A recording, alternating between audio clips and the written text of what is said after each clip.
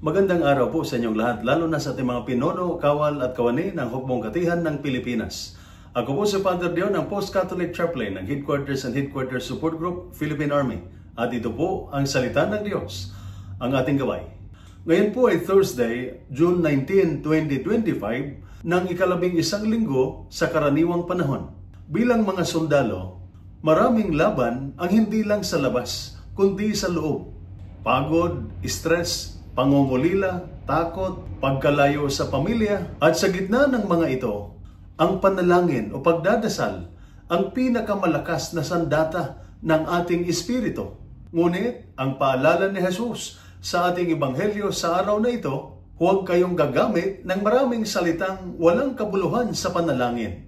Ang tunay na panalangin ay hindi paramihan ng salita, kundi laliman ng tiwala.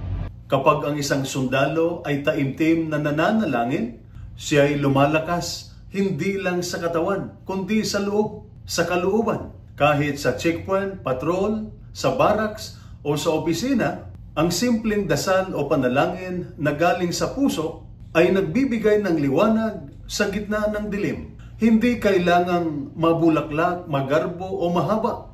Isang taimtim na Panginoon, bantayan mo ang aking pamilya habang ako'y nasa misyon, o bigyan mo ako ng lakas upang hindi mawalan ng pag-asa, ay higit pa sa libo-libong salitang walang damdamin, walang kahulugan, walang saysay, at hindi nagmumula sa puso. Ang panalangin ay ang tulay ng ating mental health. Sa bawat panalangin, binubuksan natin ang ating isip at puso sa Diyos. At tinatanggap ang kapayapaang hindi kayang ibigay ng mundo. Sa bawat dasal, pinapaalala ng Diyos na hindi tayo nag-iisa. Sa gitna ng pagod, may pahinga.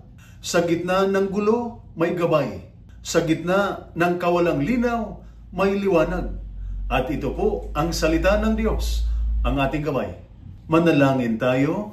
Panginoon, sa bawat araw na ako'y nabibigatan, turuan mo akong manalangin ng buo ang loob. Alisin mo ang mga salitang walang kabuluhan at palitan ng panalangin may saysay at tiwala. Palakasin mo ang aking isipan, damdamin at paninindigan. Sa iyo ako kumakapit, hindi lang para makaligtas, kundi para magpatuloy ng may pag-asa at layunin. Amen. At sumainyo at sa inyong pamilya ang pagpapala ng makapangyarihang Diyos, Ama, Anak at Espiritu Santo. Amen.